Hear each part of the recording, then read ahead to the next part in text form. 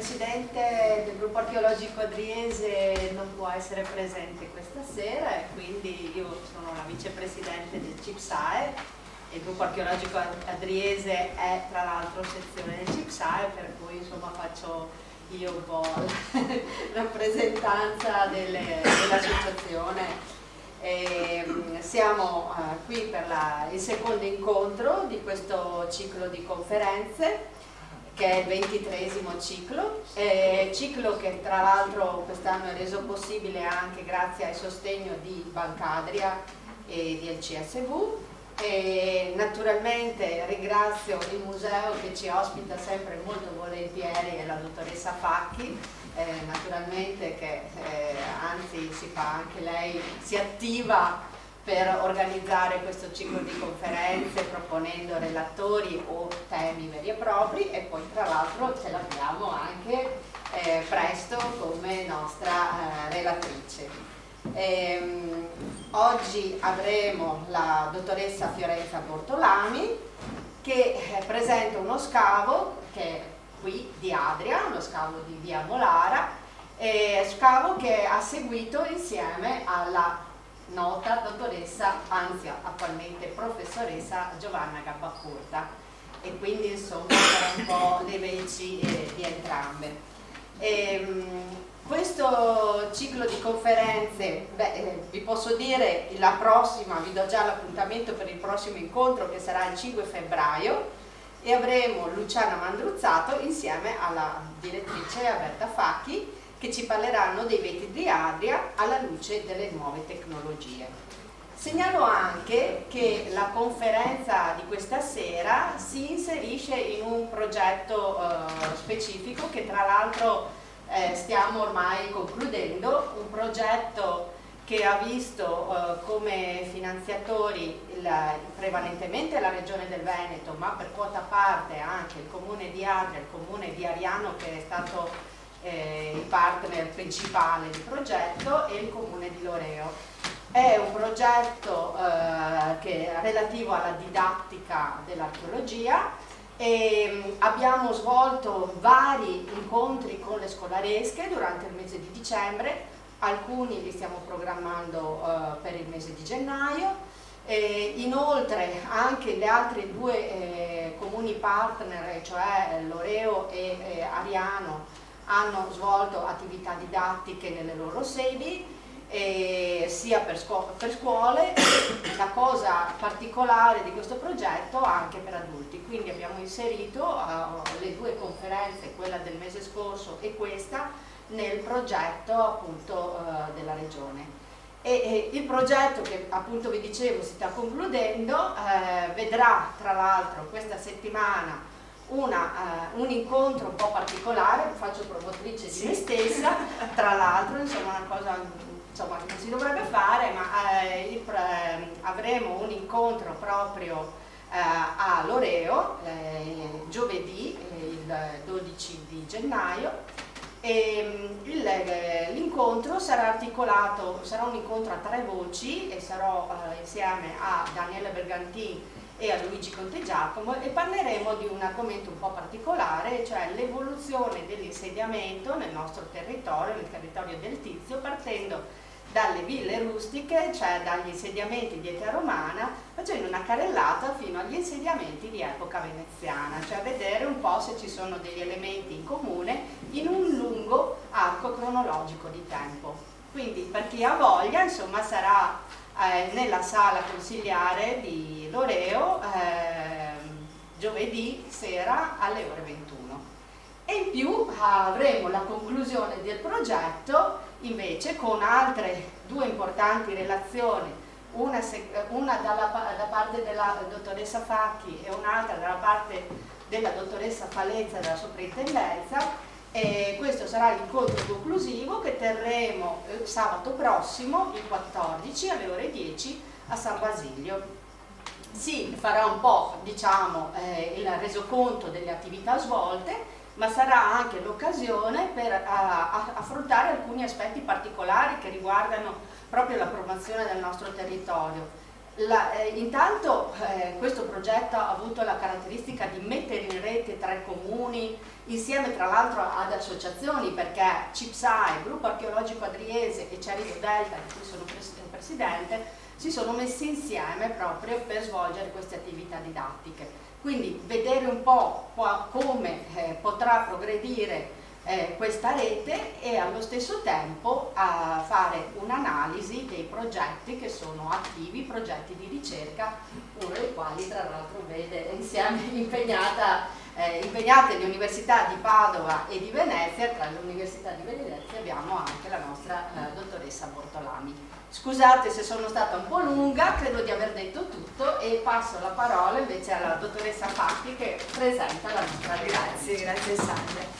Buonasera a tutti, grazie di essere venuti e grazie a Fioretta Bortolami in particolare che presento. Io mi sono ricordata che ci eravamo viste, io e Fiorenza abbiamo una lunga frequentazione perché lei era tirocinante, giovane tirocinante nel 2011 quando io lavoravo in soprintendenza e in questi 2011-2012 sì, esatto. E in questi 10 anni però ha fatto una carriera fulminante, strepitosa.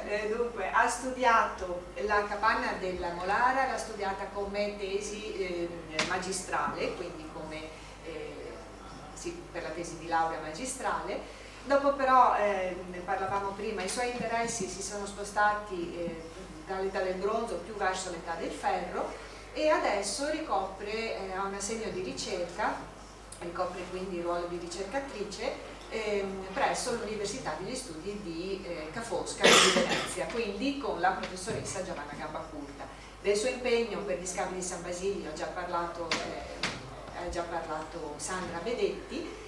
Ma c'è anche un altro motivo per cui oggi noi abbiamo Fiorenza Bortolami, oltre al fatto che ci fa piacere averla qui dal punto di vista personale, è il fatto che Fiorenza Bortolami ha curato, avendo studiato i materiali della Molara, appunto per la tesi di laurea, ha curato l'esposizione della nuova vetrina dell'età del bronzo. Forse non tutti sanno che il museo in questi 2 anni, grazie al progetto Value, ha avuto dei grandi, anche se non si vedono molto, ma dei grandi cambiamenti a livello allestitivo. Abbiamo rifatto tutte le didascalie, ci abbiamo messo l'inglese e i numerini, che erano delle cose che ci chiedevano sempre i visitatori.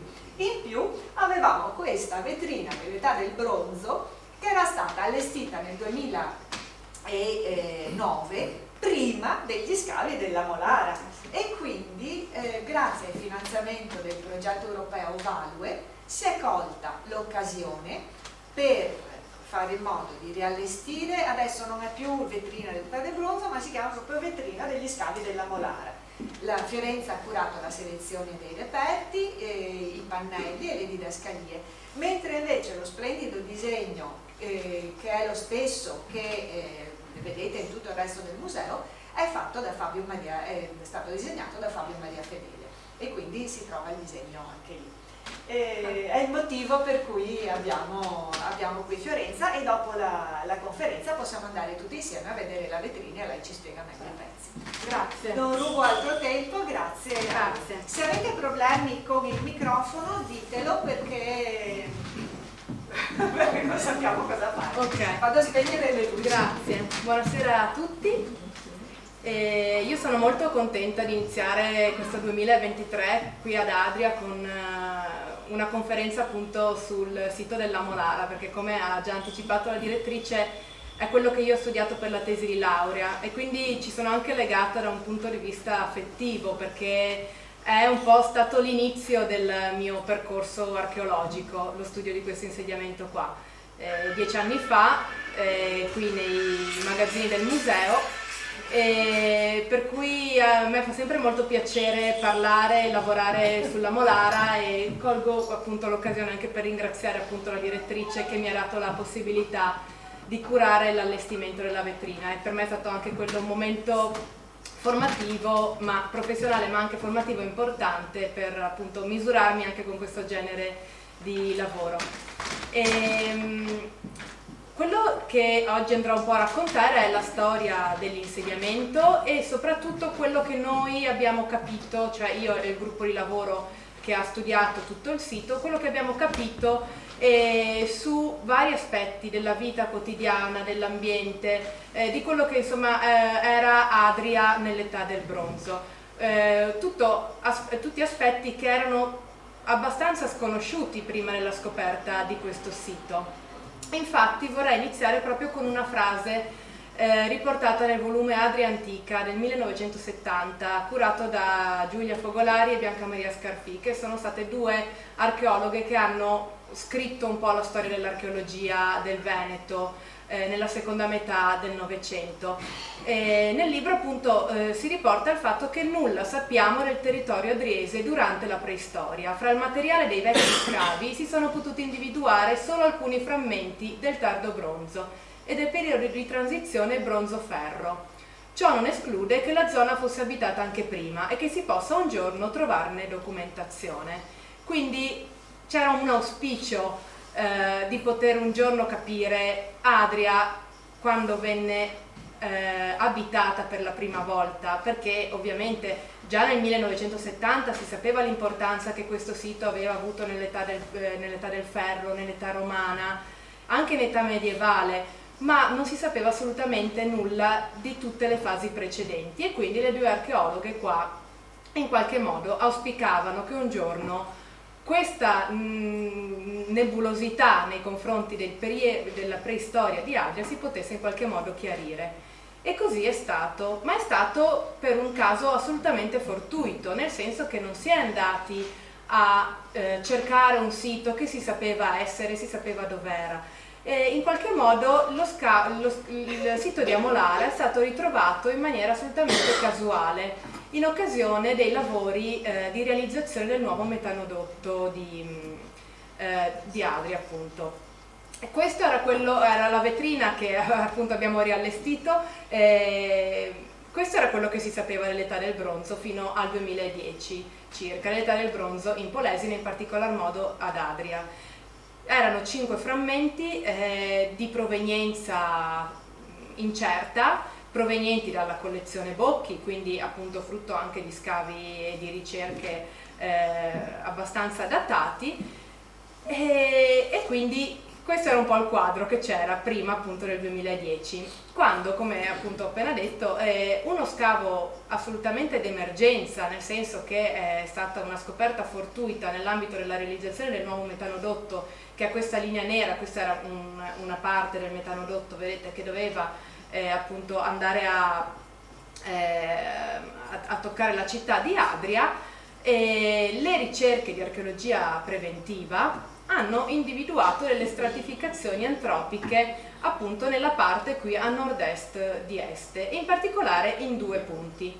In uno sono stati trovati, adesso li vedremo, parte di una necropoli romana ellenistica e poi sotto di queste l'insediamento dell'età del bronzo, e in un altro punto è stata rinvenuta di nuovo parte di questa necropoli romano-ellenistica, che come vedete è in maniera molto significativa vicina alla necropoli di Cacima, che è appunto una delle necropoli più importanti di Adria.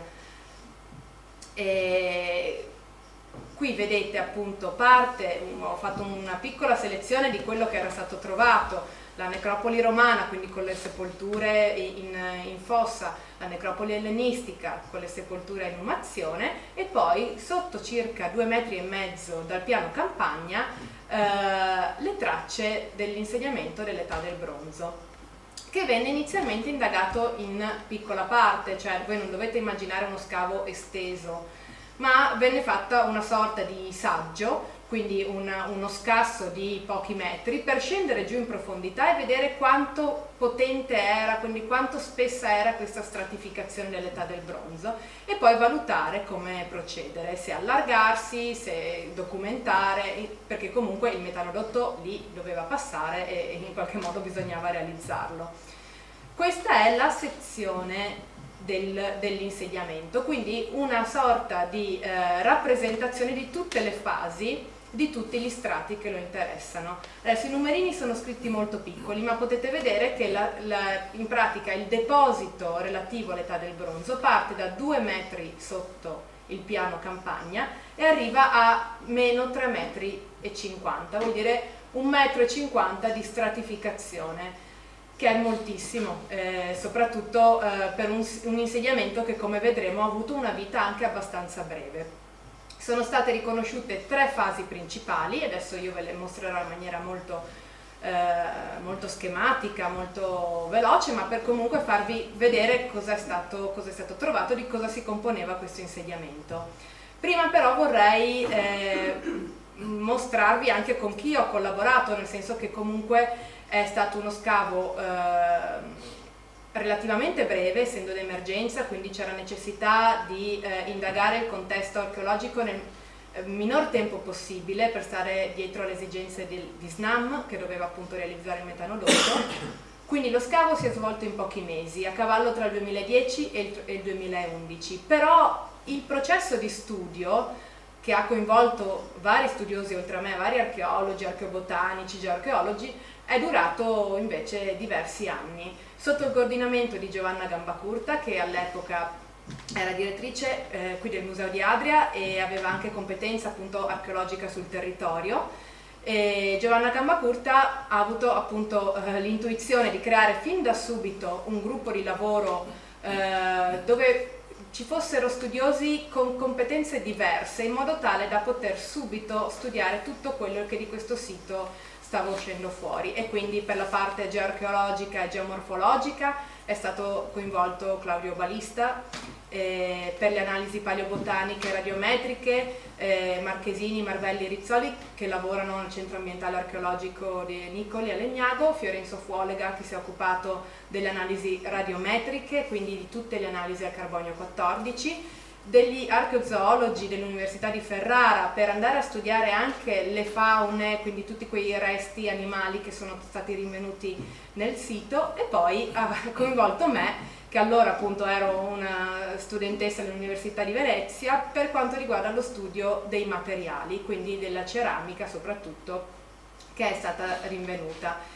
Io ho iniziato questo studio appunto, come abbiamo detto prima, nell'ambito della mia tesi magistrale, ma l'ho proseguito, visto che non era finito lì, il sito ha restituito tantissimo materiale e per la tesi era impossibile farlo tutto.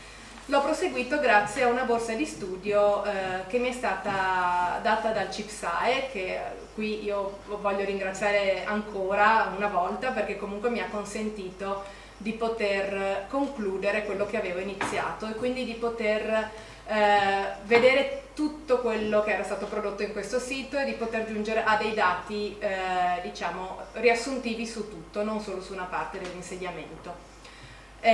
Tutti i risultati delle nostre analisi incrociate tra loro sono confluiti in un unico volume, in un contributo, scusate, in un articolo pubblicato nella rivista Padusa, pubblicato nel 2018, che contiene tutti i risultati dello studio di questo sito. In tempi brevi, devo dire, siamo riusciti a pubblicarlo. Di solito non è così facile che in 5-6 anni dallo scavo fino alla pubblicazione, cioè passi così poco tempo, è un'eccezione più che una norma, una regola, insomma, in archeologia, però devo dire che è stato un lavoro che ci ha veramente permesso di divulgare tutti i dati dopo poco tempo che questi erano stati in qualche modo recuperati con lo scavo. Allora, partiamo. Io ovviamente oggi parlerò dell'insediamento dell'età del bronzo, non mi occuperò della necropoli romana né di quella ellenistica. Partiamo quindi con la fase più antica del sito, quindi quella che vedete è alla base della nostra sezione, quindi quella che si imposta sullo strato sterile, ovvero sullo strato non antropizzato.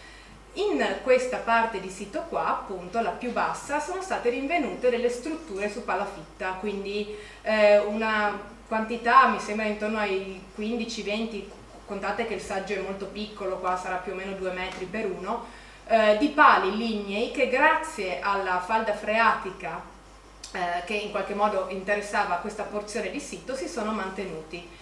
E queste erano probabilmente delle strutture lignee che servivano a mantenere sopraelevati delle abitazioni o comunque delle altre sorte di edifici, secondo una tecnica molto utilizzata nell'età del bronzo, soprattutto nell'età del bronzo media, nell'età del bronzo antica o in quegli ambienti in cui c'era comunque la presenza di ambienti molto umidi. Questa è una foto dall'alto, vedete i pali infissi. Purtroppo non poter estendere qua la ricerca su tutto il contesto, ma abbiamo indagato appunto solo un piccolo settore, non ha permesso di ricostruire la forma di questa struttura, il suo andamento, però in ogni caso è stata documentata la presenza di una struttura dell'impalcato. La seconda fase, che rispetto a quella da impalcato era in qualche modo intervallata da uno strato di bonifica, quindi probabilmente uno strato che è servito a livellare il piano, presenta strutture da fuoco come piastre, focolari, forni.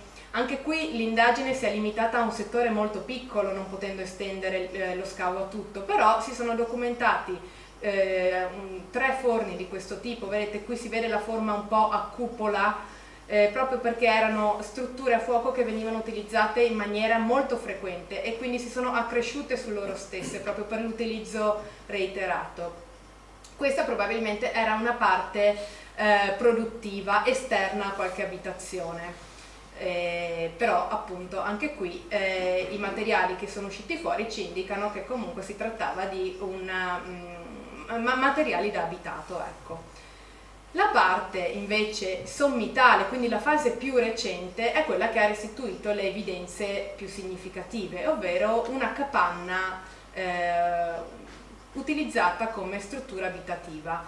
E in questo caso la soprintendenza decise di estendere lo scavo, proprio perché il rinvenimento di una capanna è un evento così eccezionale, diciamo, soprattutto in una zona come questa di Adria, dove non erano mai state rinvenute tracce simili, che si è data come prescrizione a SNAM di estendere lo scavo e consentire agli archeologi in qualche modo di analizzarla nel suo insieme. E quindi voi adesso qui vedete delle tracce che quasi non si capisce neanche essere una capanna, poi però insieme vedremo come questi elementi invece aiutano a ricostruire la forma, le funzioni e tutto. Una capanna che ha avuto 2 fasi di vita. Io qui vi ho messo sinteticamente le 2 piante, le 2 planimetrie. La fase 1, la fase ovviamente più antica di vita della capanna, poi vedremo insieme come era organizzata all'interno. Non ve lo dico subito, vi dico solamente che la capanna terminò questa sua prima fase di vita a causa di un incendio di cui sono state trovate le tracce. Dopo questo incendio gli abitanti o comunque gli utilizzatori di questa struttura non abbandonarono questo sito, ma decisero di ricostruirla subito e infatti le tracce di ricostruzione seguono pressoché immediatamente le tracce della distruzione. Ricostruirla però allargandola un po', cambiando alcune tecniche costruttive della struttura stessa e cambiando anche l'organizzazione del suo interno. Se prima infatti la struttura aveva dei vani, che poi vedremo bene, nella fase 2 la struttura diventa un unico edificio aperto. Questo che vedete esternamente è un canaletto, un fossato che circondava la capanna, e anche di questo vi parlerò dopo grazie al disegno di Fabio Maria Fedele, che rende in maniera un po' più chiara queste tracce archeologiche. Che cronologia ha però questo sito? Questo è quello di cui mi sono occupata prevalentemente io, ovvero capire dai materiali, quindi dalle ceramiche, dai frammenti di vasi, in che periodo della preistoria eravamo. E questo è stato possibile grazie al riconoscimento di alcuni elementi che poi andremo a vedere nella vetrina, che sono questi elementi qua che vedete in questo disegno. Sono delle maniglie, le anse, in pratica le impugnature dei vasi. Per l'età del bronzo le impugnature dei vasi sono dei fossili guida, nel senso che noi sappiamo riconoscere ormai che determinate impugnature appartengono a determinati periodi. Questo si basa ovviamente su studi che è dall'inizio del Novecento che hanno in qualche modo creato l'ossatura della cronologia dell'età del bronzo italiana. Quello che ho fatto io è stato in pratica mettere a rapporto tutte queste anse tra loro con la loro provenienza stratigrafica, quindi con la loro provenienza dalla sezione, e vedere quindi questi insiemi a cosa si potevano datare, e ha dato comunque dei risultati abbastanza interessanti, nel senso che le anse della prima fase, quella su impalcato, quindi con quell'abitato probabilmente su palafitta, sono tutte pertinenti al bronzo medio 3, una fase che noi tendenzialmente in termini di cronologia assoluta collochiamo intorno alla metà del XIV secolo. Le anse ritrovate negli strati che facevano parte invece di quelle strutture a fuoco, di quelle piastre, di quei focolari, appartengono al bronzo recente 1, mentre tutti i materiali provenienti dalla capanna, che vedete sono la maggior parte, ma perché la capanna ha avuto diverse fasi di vita, come abbiamo visto prima, c'è stato l'incendio, poi la ricostruzione, si collocano a cavallo tra il bronzo recente 1 e il bronzo recente 2. Quindi, in termini appunto di cronologia assoluta, siamo tra la metà del XIV secolo, quando inizia ad essere abitato questa parte di insediamento, con le strutture su palafitta, alla metà del XII secolo, quando la capanna poi viene abbandonata definitivamente. Quindi più o meno 2 secoli di vita. 2 secoli di vita, ma che sono fondamentali nelle dinamiche di quello che avviene nella pianura padana in questo periodo, proprio perché è una fase cronologica fondamentale, perché è una fase cronologica che coincide con dei dissesti ambientali, delle mutazioni ambientali che hanno determinato la scomparsa di molti insediamenti, tra cui molto probabilmente anche questo della Molara. Queste anse, quindi le impugnature sempre di questi vasi, che poi appunto vedremo all'interno della vetrina, ne vedremo una selezione perché sono tantissime ovviamente, sono state utili anche per capire i contatti culturali di Adria durante l'età del bronzo. Queste che vedete qua sulla sinistra sono anse che vengono definite in termini archeologici anse cornute. Sono tipiche di un ampio areale che coincide all'incirca con l'Emilia-Romagna, con la zona del Basso Garda, con tutta la pianura veneta, soprattutto occidentale, e quindi hanno una diffusione molto ampia. Vuol dire che anche Adria rientrava in questa sorta di diffusione. Anche Adria si adattava a questo aspetto culturale che interessava la maggior parte di questi siti. Questo altro genere di maniglie, che sono molto particolari, infatti vedete ne abbiamo attestate solamente 3 nei materiali di Adria, hanno una diffusione un po' più limitata, sempre la pianura veneta meridionale e parte dell'Emilia Romagna. Queste, che invece noi chiamiamo anse lobate, sono più tipiche del Veneto, soprattutto del Veneto centro-occidentale. Ce ne sono alcune anche in area polesana, ma sono prevalenti appunto nei siti intorno a Verona, oppure adesso con dei nuovi scavi stanno emergendo anche appunto novità interessanti anche per l'area di est. La cosa che invece a me ha sorpreso quando ho studiato questi materiali qua è stata trovare alcune anse, queste appunto che vedete sulla sinistra, che invece hanno confronti solo in zona friulana. E soprattutto la prima, questa qui, che non ha confronti specifici in Veneto, e questa qui con questa sorta di spigolo interno. Sono anse che rimandano in qualche modo alla zona appunto del Carso soprattutto.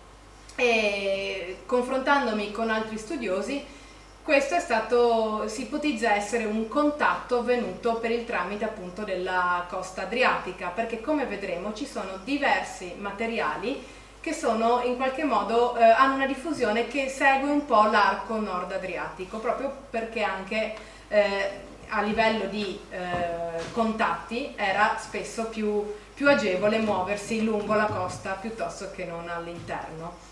Questo è proprio quello che vi dicevo adesso. Ci sono infine alcuni materiali, queste che noi chiamiamo anse cilindrorette, che hanno una diffusione che segue tutto l'arco adriatico.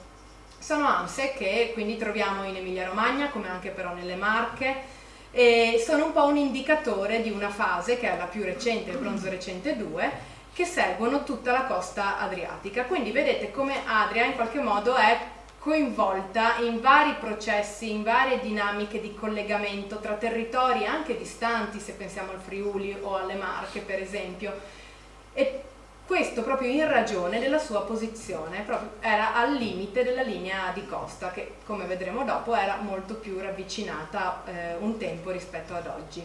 E infine l'ultima specificità di questo sito è la presenza di alcuni materiali, queste che vengono definite anse rostrate o anse a piastra, che hanno un confronto specifico col sito di Larda di Gavello, quindi siamo a pochi chilometri da qua. E probabilmente si tratta di una produzione tipica polesana che nasce in questi siti tra Adria, Gavello, eccetera, eccetera, e che non si ritrova in altri complessi ceramici di altri siti del Veneto, per esempio, o dell'Emilia Romagna. Quindi è proprio una specificità di questo territorio, la presenza di questi materiali che quindi erano caratteristici delle comunità che vivevano in questo territorio.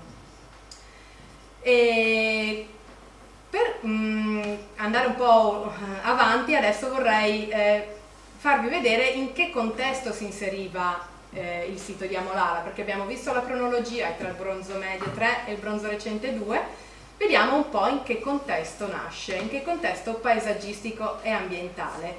Questo è stato possibile grazie alle analisi archeobotaniche, che devo dire sono state una novità, perché fino alla scoperta di Amolara non erano mai state eseguite analisi archeobotaniche per quanto riguarda Adria, per cui aver avuto la possibilità di indagare questo aspetto è stato fondamentale per ricostruire un tassello in più della pianura padana, quello appunto più orientale.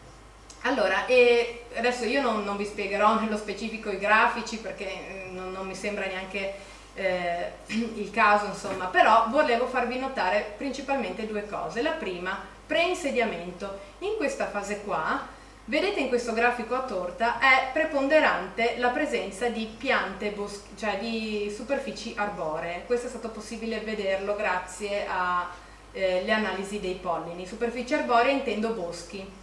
Quindi prima che l'insediamento venisse in qualche modo realizzato, in questo territorio ad Adria c'erano boschi, c'erano superfici boschive, mentre la presenza di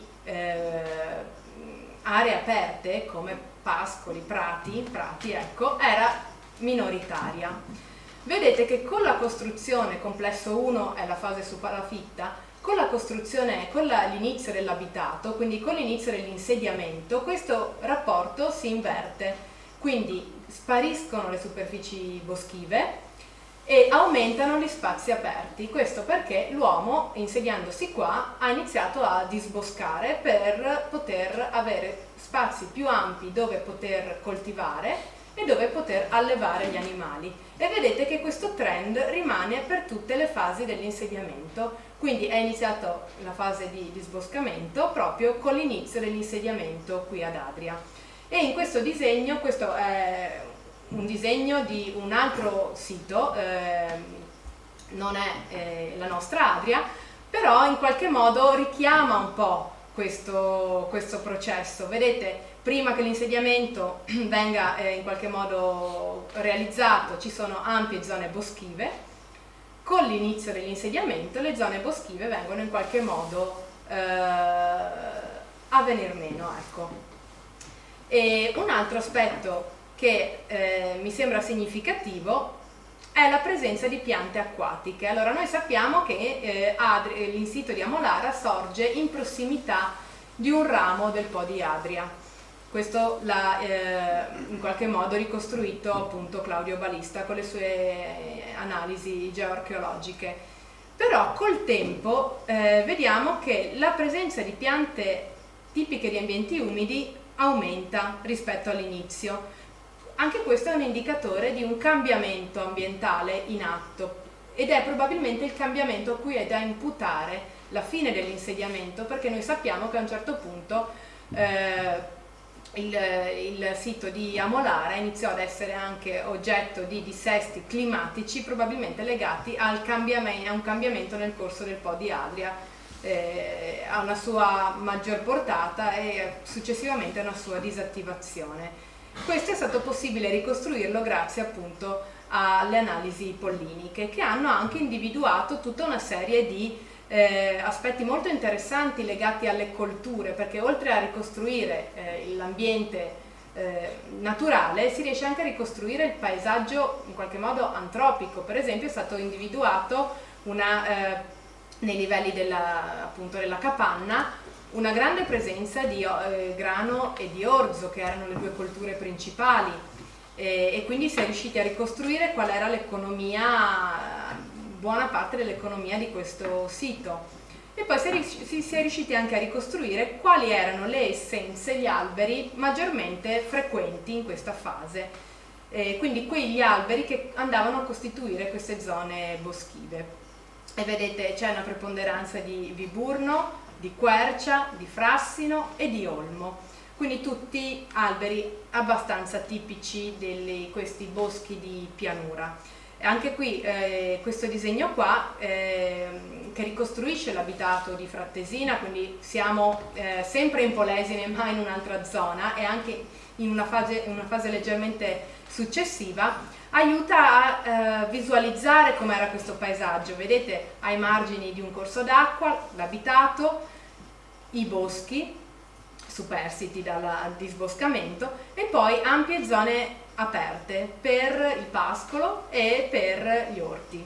Quindi noi dobbiamo immaginare che anche il sito di Adria in qualche modo aveva questo aspetto.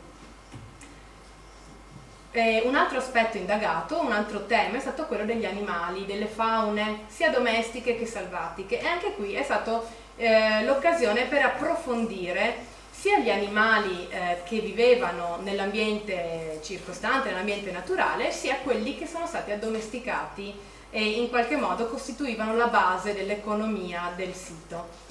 Allora, in tutte e tre le fasi, quindi quella su impalcato, quella sulla fase dei forni e la capanna, vedete che la maggior parte sono sempre i mammiferi domestici. La maggior parte degli animali rinvenuti sono quindi animali che l'uomo aveva addomesticato. Però si riscontrano anche delle buone percentuali di animali selvatici, che erano principalmente quelli che poi venivano cacciati, e tra questi uccelli d'acqua, perché appunto è sempre bene ricordare che eravamo comunque ai limiti, ai margini di un ambiente umido, di un canale, di un fiume. Tra queste anche la tartaruga palustre, che costituiva un po' la base anche dell'alimentazione. Sono state trovate tantissime quantità di tartaruga palustre che veniva proprio utilizzata per essere mangiata. E poi tra gli animali selvatici il cinghiale e il cervo, che ci indicano anche qui la presenza, confermano la presenza del bosco limitrofo. Mentre tra gli animali addomesticati i due prevalenti sono caprovini, quindi pecore e capre, e i suini, quindi animali che l'uomo deteneva all'interno dell'insediamento e in qualche modo utilizzava sia per i prodotti primari che per quelli secondari. E una cosa interessante è uscita fuori per quanto riguarda l'età alla morte di questi animali, perché sono state riscontrate dei comportamenti diversi. Ovvero, per quanto riguarda i suini, è stato in qualche modo ricostruito che la maggior parte degli animali rinvenuti erano stati uccisi, quindi in qualche modo abbattuti, in età giovane.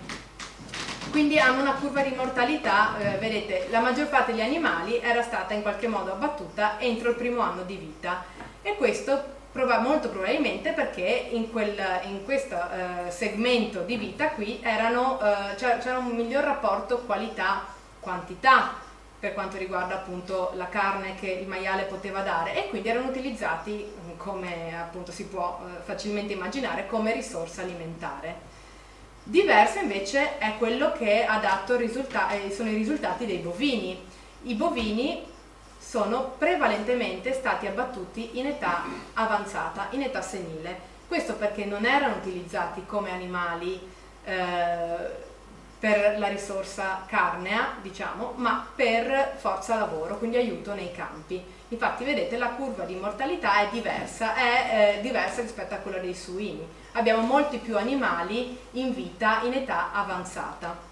E infine, per quanto riguarda i caprovini, c'è un trend diverso per quanto riguarda capre e pecore, perché per le pecore è stata individuata la presenza maggioritaria di individui abbattuti sempre in età molto giovane, quindi entro l'anno di vita, e quindi costituivano le capre una risorsa alimentare, mentre le pecore, vedete questa banda nera qua, venivano abbattute prevalentemente in età senile e quindi probabilmente erano sfruttate più che per la risorsa alimentare in sé, per i prodotti secondari, quindi la lana, il latte e quant'altro.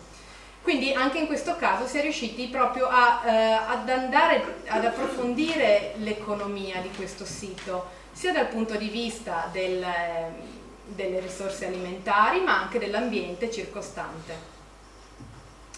E adesso entriamo un po' nella capanna e andiamo un po' a capire come era costruita, come era realizzata, come era in qualche modo organizzata.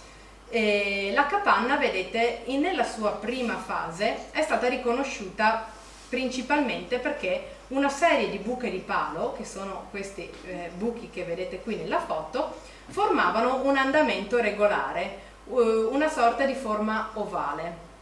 Al suo interno la capanna era organizzata in 3 ambienti diversi, quindi avevamo come delle stanze, una stanza principale, questa, poi lo vedremo meglio anche dal disegno, e 2 stanze laterali più piccole, probabilmente dei vani di servizio, e questo è stato riconosciuto grazie al disfacimento di queste pareti divisorie che sono state ritrovate appunto collassate ovviamente, ma sono state ritrovate in allineamento e quindi hanno permesso di riconoscere qual era appunto la tripartizione di tutto l'edificio. E al centro, cosa più importante, c'era il focolare che vedete qua. Ecco, dopo vi farò vedere una foto un po' più di dettaglio, ma un focolare circondato da altre 4 buche di palo e poi vedremo perché. Intorno correva un piccolo fossato che serviva come scarico delle acque sia piovane, che cadevano e quindi dal tetto venivano convogliate dentro questo canaletto, ma anche come immondezzaio vero e proprio. All'interno di questo canale sono stati trovati tantissimi resti animali, tantissimi resti di ceramiche rotte, proprio era una sorta di discarica molto vicina a casa, ecco. Cosa veniva fatto all'interno di questa capanna? Allora, io quando ho iniziato a studiare questo complesso qui, mi sono domandata come capire, se era possibile anzi capire, se determinate zone della struttura erano state dedicate a particolari attività quotidiane. E ho contato, in scavo i materiali erano stati raccolti per quadrato, quindi vedete questa griglia era servita a raccogliere i materiali dividendoli in modo che ogni quadrato avesse il suo sacchetto con i suoi materiali dentro. Io ho fatto un conteggio un po' dei materiali, ho cercato un po' di ricostruire le forme ceramiche, se erano forme per contenere, se erano forme quindi contenere magari cibi o erano forme per mangiare, per bere. Ho cercato un po' di far chiarezza. Alla fine i risultati possono essere abbastanza riassunti in questo senso, ovvero vedete che le zone con maggior concentrazione di materiale, quindi quelle che hanno restituito molti frammenti ceramici, sono prevalentemente le zone interne ovviamente e verso il centro della capanna. E queste zone qui probabilmente erano quelle dove si svolgevano le maggiori attività quotidiane, che potevano essere la preparazione di cibi, la produzione di vasi, e la presenza di fusaiole e pesi da telaio porta a pensare anche a attività di filatura e tessitura che vedete sono concentrate tutte in questa zona più o meno all'interno dell'edificio. E la presenza di zone di lavorazione, quindi di zone dove venivano svolte delle attività proprio pratiche, è stata riconosciuta in scavo anche grazie a delle proprio zone di concentrazione di materiale. In questa foto qua sotto potete vederla in maniera abbastanza chiara, ci sono proprio zone dove c'è un accumulo di materiale molto più significativo rispetto al resto della capanna. Questi simboletti neri che vedete rappresentano invece degli strumenti littici, ovvero delle sorte di pietre tipo macine che sono state utilizzate, pensiamo, per frantumare frammenti ceramici già rotti e in questo modo per impastarli e creare degli impasti che servivano poi a realizzare le pareti delle altre capanne. Un altro aspetto che abbiamo indagato in maniera abbastanza puntigliosa è stata la tecnica costruttiva della capanna, perché proprio la possibilità di aver scavato l'edificio nella sua interezza ha fatto sì che potessimo in qualche modo ricostruire anche come era stata realizzata, quindi qual era la tecnica costruttiva. Per far questo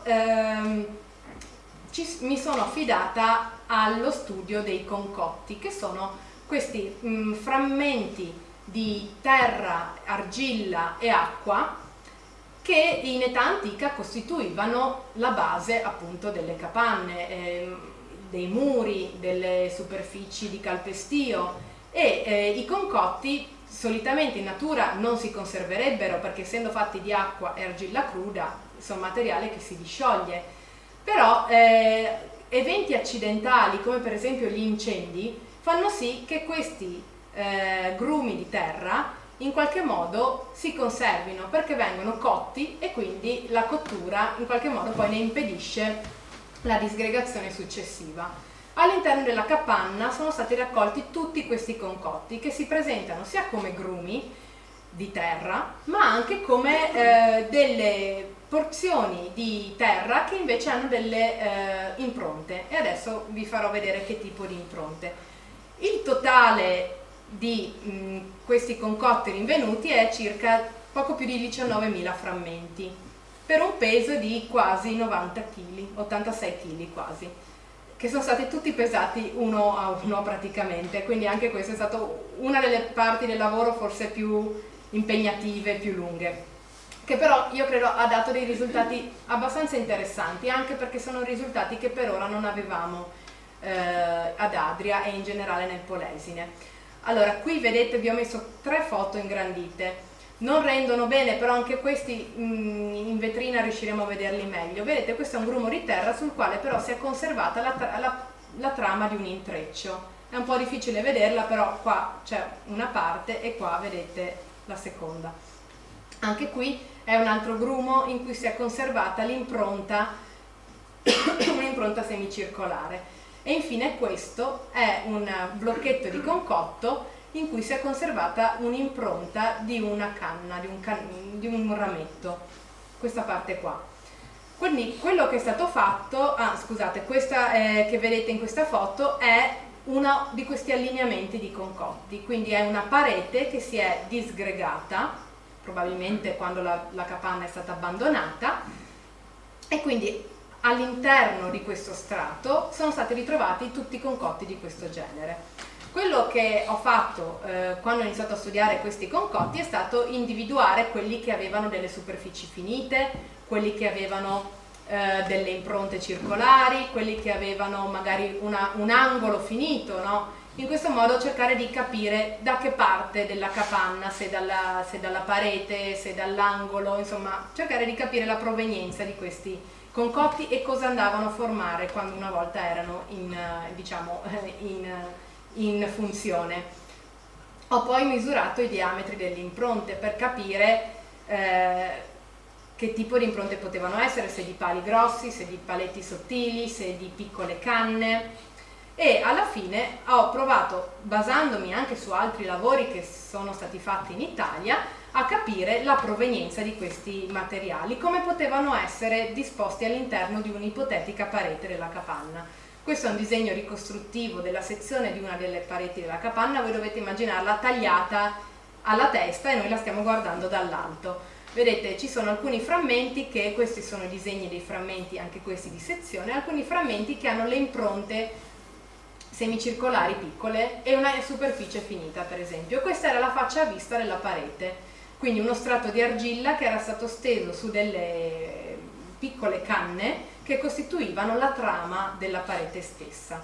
Qui per esempio abbiamo una superficie ad angolo, probabilmente eravamo in prossimità dell'angolo proprio di un angolo della capanna, proprio perché ha 2 pareti finite ad angolo più o meno retto. Poi abbiamo delle superfici con una impronta circolare però più grossa, probabilmente perché tra le cannucce più sottili ogni tot veniva disposta una canna un po' più grossa per poter in qualche modo dare più sostegno alla parete. Quindi fatto questo lavoro qua sono andata poi a cercare i confronti per capire come potevano essere realizzate queste pareti, la tecnica costruttiva vera e propria, e basandomi anche, appunto, come dicevo prima, su confronti con contesti simili dell'età del bronzo in Italia, sono giunta alla conclusione che le pareti erano quelle a una sorta di graticcio, quindi avevamo dei pali grossi, quelli che andavano nelle buche di palo che abbiamo visto alla foto prima, appunto, che costituivano in pratica il perimetro della capanna, e tra questi grossi pali era poi steso il graticcio, costituito da piccole cannette molto probabilmente lacustri, perché il diametro che ho misurato è sempre intorno ai 2,5 cm, sul quale veniva stesa poi l'argilla cruda, che andava a costituire la parete della capanna. E con la stessa tecnica abbiamo provato a indagare anche come erano realizzati i focolari, le piastre, proprio perché all'interno di questa capanna c'erano varie di queste superfici, di queste strutture a fuoco, che costituivano un po' il centro della vita, anche perché il focolare veniva utilizzato come fonte di riscaldamento e come base per le cotture e per quant'altro, come anche i forni. E abbiamo visto che la maggior parte di questi focolari, di queste piastre, aveva una base realizzata con grossi frammenti di ceramica che erano originariamente parte di vasi molto grossi, vasi molto grandi, vasi che avevano uno spessore bello consistente, che erano stati tutti quanti frammentati e quindi rotti e deposti con la superficie concava verso l'alto. Questo per dare una maggior stabilità. Sopra questi frammenti ceramici era stata stesa poi dell'argilla, che costituiva la piastra vera e propria su cui venivano appoggiate le pentole o comunque i vasi da cottura o i cibi direttamente, quindi dove dove veniva acceso il fuoco, le braci, mi sarebbe meglio dire. Quindi abbiamo una tecnica tipica del Veneto, è stata trovata anche in altri contesti, dove appunto i focolari presentano una base in frammenti ceramici, che chiamiamo vespaio, e una superficie sommitale in argilla, sul quale appunto poi trovavano posto le braci. Quindi l'insieme di tutti questi dati qua ha dato la possibilità di, quando poi è stato proposta il riallestimento del museo, di poter offrire una rappresentazione assolutamente veritiera di quella che doveva essere questa capanna. Quindi, basandosi sui dati archeologici, abbiamo provato a realizzare una rappresentazione visiva, che è questo disegno di Fabio Maria Fedele che adesso vedremo, una rappresentazione visiva che fosse il più filologicamente corretta, proprio perché con i dati archeologici avevamo le risposte a tanti interrogativi su come poteva essere stata questa capanna nell'antichità. E per fare questo, con Fabio siamo partiti da un contesto che lui aveva già analizzato, aveva anche già disegnato, che era una capanna di Frattesina. Siamo in una fase cronologica leggermente più recente rispetto all'abitato di Amolara, perché siamo nel bronzo finale. Lui mi ha sottoposto questo disegno e mi ricordo, mi disse: guarda, se vuoi possiamo partire da una base come questa, una capanna non simile a questa, ma rendere comunque l'idea delle pareti in costruzione per far vedere come sono realizzate all'interno, lasciare degli spazi in trasparenza come il tetto per far vedere gli interni. Quindi, sottoposto questo disegno qua, abbiamo pensato che potesse essere una buona idea partire da una cosa simile per far vedere anche nella capanna di Amolara come erano realizzate le pareti, come era l'interno.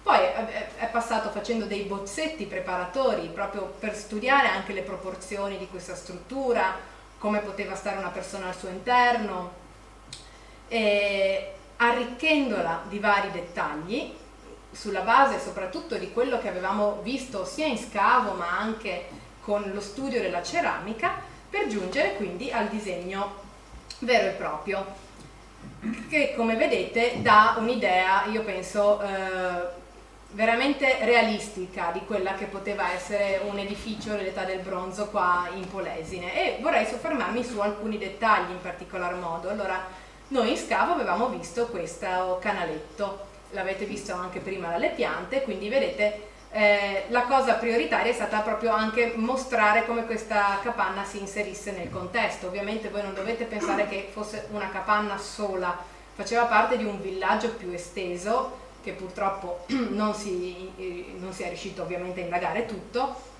ma questa faceva parte di appunto di un abitato molto più ampio. E per quanto riguarda la forma del tetto, noi ci siamo basati un po' su dei contesti simili dell'Emilia Romagna, dove sono state trovate tracce di tetti che probabilmente avevano una copertura a spiovente, ma poi ci siamo anche un po' affidati a quello che è l'ambiente qui, cioè noi comunque Adria, come oggi ma anche nell'età del bronzo, appunto era in un ambiente umido, era in un ambiente dove comunque la pioggia l'affligge buona parte dell'anno, e quindi il tetto non poteva essere piatto, e il tetto era molto probabilmente un tetto che permetteva lo scivolamento dell'acqua all'interno del canaletto, ma soprattutto era un tetto che aveva poi un'apertura in alto, proprio perché all'interno, al centro della capanna, era presente un focolare, e il focolare in qualche modo doveva avere un'uscita, il fumo doveva avere un'uscita di tiraggio. E quindi vedete, questa è la planimetria fatta in fase di scavo. Partendo da questa noi abbiamo dato la forma della capanna e gli elementi principali, quindi il canale, il focolare centrale, le pareti divisorie. In particolare per le pareti divisorie, vedete, io qui prima vi avevo mostrato quello che era il disfacimento di una di queste pareti. Di disfacimenti ne abbiamo trovati due, paralleli, come abbiamo rappresentato nel disegno, costruite in concotto con la tecnica dell'incannucciato, e quindi appunto questa evidenza in scavo ci ha permesso di renderla graficamente e di rendere comunque un aspetto veritiero nella costruzione di questa capanna. Poi l'aspetto più significativo, il focolare, che appunto era il cuore pulsante della casa, la vita probabilmente dove si svolgeva la vita dei suoi abitanti, fonte di luce, fonte di calore, luogo dove si cucinava. Il focolare aveva quattro buche di palo intorno, quindi appunto erano le buche di palo che permettevano di sostenere l'apertura del tetto. E infine, in un settore della casa più distanziato, c'erano poi, in un vano separato, diciamo così, sono state trovate queste tracce di piastre in concotto molto molto consistenti, che erano parte di forni di piastre da cottura, quindi era una zona della casa utilizzata probabilmente per la preparazione dei cibi, la cottura degli alimenti, ma in un vano in qualche modo separato. E quindi anche questa evidenza in corso di scavo ci ha permesso poi di ricostruire quello che era proprio questo ambiente. Fabio Maria Fedele poi ha inserito alcuni dettagli, un po' sulla base anche di quello che io gli avevo suggerito come materiali, cioè in questo vano qua, facendo quello studio dei vari frammenti da dove provenivano, avevo osservato che c'erano per la maggior parte vasi di grosse dimensioni, e quindi questo vano probabilmente poteva corrispondere con una sorta di magazzino, zona della capanna dove venivano immagazzinati i cibi in grandi contenitori, e quindi qui abbiamo deciso di mettere questa parte appunto della casa. E poi zone da riposo, altri vasi. Lui ha arricchito il disegno con tutti i particolari e i dettagli che vedete. Quindi, andando un po' a concludere, lo scavo del sito di Adria nel 2010 e lo studio che ne è conseguito ha rappresentato un importantissimo aggiornamento su quella che è la preistoria del Polesine, proprio perché fino al 2010, diciamo che da Larda a verso est non si sapeva pressoché niente dell'età del bronzo. E Adria si connota come un sito strategico importantissimo, perché come vedete è il sito più a oriente di tutto il sistema di insediamenti dell'età del bronzo della pianura padana, in particolare degli insediamenti tra Adige e Po, e di tutto quel sistema di insediamenti delle valli grandi veronesi scusate, che costituivano una vera e propria enclave di potere per quanto riguarda le dinamiche dell'Italia nord-orientale. Adria quindi era un po' il primo sito che veniva in qualche modo raggiunto dai commercianti che arrivavano alla costa adriatica per prendere e imboccare il fiume Po o imboccare il fiume Adige, e quindi ha avuto sicuramente un ruolo strategico anche dal punto di vista commerciale, dei contatti. Noi sappiamo che nell'età del bronzo recente, nell'età del bronzo finale, i materiali geomicenei in Veneto sono molto frequenti, soprattutto negli insediamenti delle valli grandi veronesi, però è molto probabile che da tramite facessero anche i siti del Polesine. Quindi ecco, la sua scoperta è stata fondamentale, lo studio che ne è derivato ha chiarito tanti aspetti che erano fino a pochi anni fa delle incognite. E niente, io vi ringrazio molto per l'attenzione, per qualsiasi domanda che volete farmi. Grazie.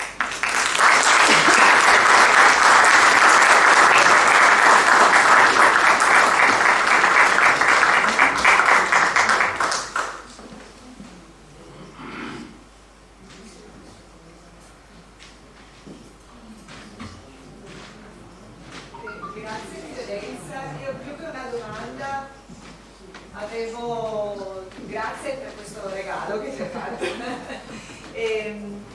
Più che una domanda avevo un'osservazione, cioè la dottoressa Bortolami ci ha fatto vedere benissimo come dalla ricerca poi si arrivi, cioè avreste mai detto che quando si gira in un museo queste ricostruzioni grafiche comportano anni e anni di studio, 19.000 frammenti di concotti.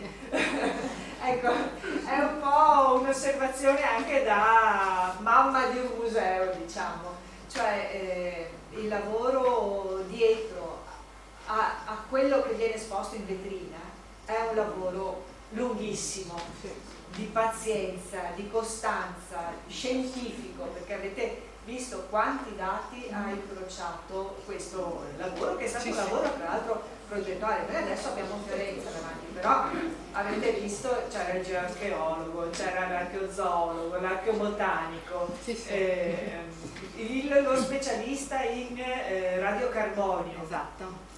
Quindi è un ottimo esempio non soltanto per sapere che cosa c'era ad Adria, ma anche un ottimo esempio di metodo.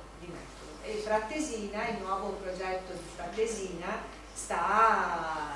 viene condotto con gli stessi presupposti, insomma, quindi il Polesine anche in questo sta diventando il cavallo di battaglia dell'archeologia del Veneto. È una cosa che continuo a ribadire, cioè, ci dicevamo con Sandra che un po' in questi anni, grazie al progetto di Frattesina e grazie al progetto di San Basilio, si sta un po' vivendo quella stagione bellissima di metodo che per il Polesine è stata quella degli anni 80-90, insomma.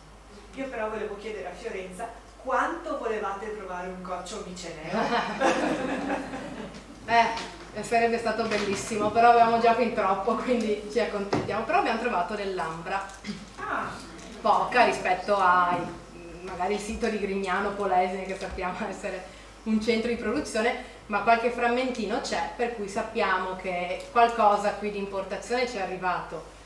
Ma c'era comunque un giro, le importazioni, le mobilità si riescono anche a individuare non solo dai materiali archeologici. Per esempio è stato trovato tra le tracce di pollini di abete bianco, che non è una specie autoctona, ovviamente, probabilmente veniva dal nord Italia, e in qualche modo vuol dire che questo polline ci è arrivato magari per tramite di qualcuno che ha trasportato della legna o che ha trasportato delle spore, dei semi, quindi andando a indagare le piccole cose proprio spesso danno dei risultati incredibili, ecco, di mobilità, di spostamenti di persone. Un'altra domanda, una curiosità, quando hai fatto vedere gli animali, Non hai fatto vedere le conchiglie perché era dato per scontato, conchiglie e pesci? Sì. Oppure c'era una bassa quantità? Allora, i pesci sono principalmente quelli che sono stati determinati lucci, quindi pesci d'acqua. Per le conchiglie in realtà non sono state trovate grandi quantità di conchiglie, però alcuni frammenti di ostriche. E anche questo quindi ci indica la vicinanza e comunque in qualche modo il contatto con la costa del mare, che era all'incirca una decina di chilometri durante l'età del bronzo. Quindi c'era anche in questo senso un interesse, un'attrazione verso le risorse marittime, anche lì probabilmente prevalentemente a scopo alimentare, però pochi frammenti danno queste indicazioni qua, quindi le ostriche arrivavano in qualche modo, sono state recuperate. Sì, perché a San Basilio il resto di pasto è San Basilio era prevalente. esatto. Tra l'altro la dottoressa De Min, quando aveva pubblicato San Basilio, pubblicandolo aveva fatto un accenno al fatto che c'era qualche materiale di bronzo recente anche a San Basilio, e allora si sarebbe riproposto questo rapporto tra un sito sulla costa, San Basilio, e un sito un po' interno Adria. In realtà proprio in questi mesi, in questi anni, abbiamo riguardato tutti i materiali degli scavi degli anni 70 e 80 a San Basilio e non c'è traccia. Ci sono olle di fine settimo, inizio sesto, che possono essere facilmente, quelle ovoidali, quelle pseudoprese, possono essere scambiate. Però rimane un po' un punto di domanda se c'è il bronzo recente o bronzo medio, adesso non mi ricordo, mi sembra che avesse detto bronzo recente da Devine, se c'è a San Basilio oppure no. Insomma, diciamo che un sito sulla costa ce lo potremmo immaginare, no? Assolutamente sì. Perché i Micenei da qualche parte dovevano pur approdare. Sicuro. Quindi questo è proprio, questo sito di Adria dà l'importanza, colma un vuoto, insomma, si sapeva che c'era presenza o commercio con Micenei in Medio e Alto Polesine, colma un vuoto, ecco, il sito di Adria. Esattamente, sì. Bene. Posso fare io una domanda relativa appunto alla dimensione del sito? Adesso ho capito bene, lo scavo di qualche metro quadro? Sì, la capanna, io mi sono dimenticata di dirvi le dimensioni, la capanna è stata più o meno 50 metri quadrati al suo interno, però essendo uno scavo di emergenza è stato possibile indagare solo lei. Ovviamente faceva parte di un complesso di case, di un villaggio come poteva essere quelli che vi ho mostrato prima dei disegni. C'è la possibilità di intenzione di scavare ancora una cosa cioè si parla sempre di fondi o... Ma è un po' tutto, allora lo scavo è molto profondo qua, no? Arriviamo più o meno a 2,5 metri sottoterra e già quello è un grosso impedimento perché vuol dire spostare molta terra, e poi questi scavi qua purtroppo, lo scavo di ricerca non viene fatto dalle università su progetti specifici, non diciamo saprei che c'è cosa una dire. buona, in tutte queste cattive notizie c'è però una buona notizia, cioè che a differenza di altri siti dove poi è stato edificato, qui si tratta di una zona, così come quella come in parte Kacima, di una zona che è ancora ad uso agricolo. Quindi, così come si è ripreso a scavare a San Basilio grazie all'intervento di università, grazie soprattutto al proprietario, che è la proprietaria Maura Rocchi, che ha consentito lo scavo nella sua proprietà, non è escluso che si possa riprendere gli scavi nell'area di Kacima e della Molara. Cosa che invece è difficilissimo da fare in Adria urbana. L'unico sito è i Giardini Scarpari, esatto. Dove si può scavare senza togliere case. Esatto, sì, la foto che vi ho mostrato all'inizio, quella con la frase, è proprio la zona della Molara, quella foto là, quindi rende l'idea di quello che ha appena detto la direttrice, cioè è un'area agricola. C'è una domanda sulla fusione. Sì, come viene fatto, insomma, c'era, La fusione dei vasi. dei vasi. Sono vasi in ceramica, in terracotta, quindi viene presa la ricerca e c'erano probabilmente fuori dalla capanna. No, tracce di lavorazione del bronzo. No, e infatti anche questo è un aspetto significativo, nel senso che di frammenti di bronzo è stato trovato praticamente poco. Adesso vedremo nella vetrina un piccolo pugnale, ma pochissimo, 5 oggetti in tutto. Cosa vuol dire questo? Che probabilmente la capanna non venne abbandonata, cioè gli abitanti non fuggirono, non scapparono, non lasciarono tutto lì. La capanna venne abbandonata gradualmente, probabilmente forse perché l'insediamento si spostò da un'altra parte, ma comunque vicino, e quindi venne svuotata un po' di tutti quegli oggetti più di valore, quale poteva essere il bronzo, che venivano poi fusi e quant'altro.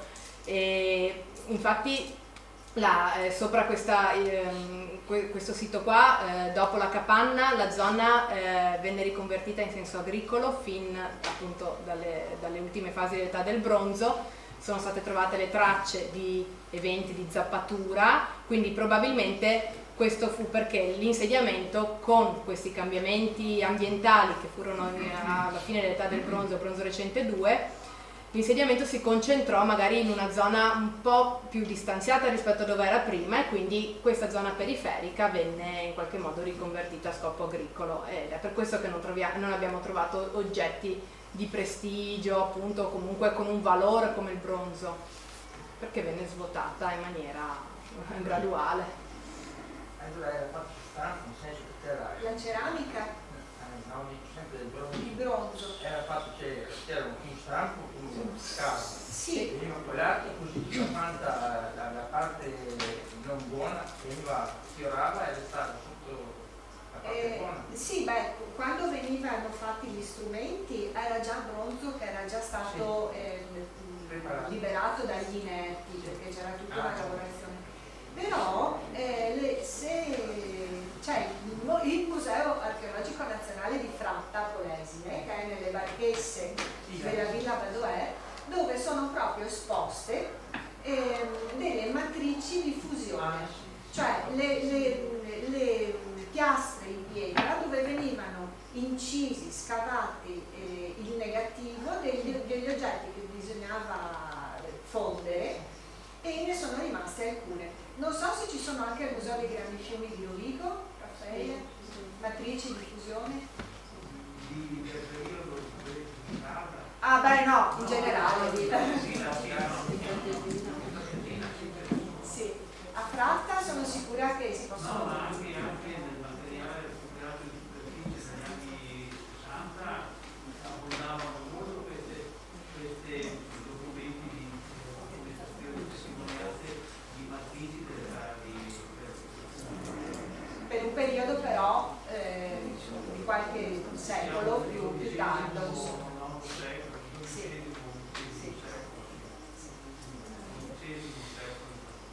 No, qui ecco, invece l'attività probabilmente in questa capanna non si faceva, perché bisogna comunque immaginare che ci fosse attività metallurgica. Devo dire che invece in Adria Etrusca l'attività metallurgica è stata trovata sia nel sito di ex riformati sia nel sito di via San Francesco, quindi si può ipotizzare che proprio fosse prevalente, in qualche modo prevalente all'interno della città. Bene, se non ci sono altre domande si potrebbe andare alla vetrina, certo. anche se siamo in tanti, la vetrina è piccola, non so se riusciamo a vedere.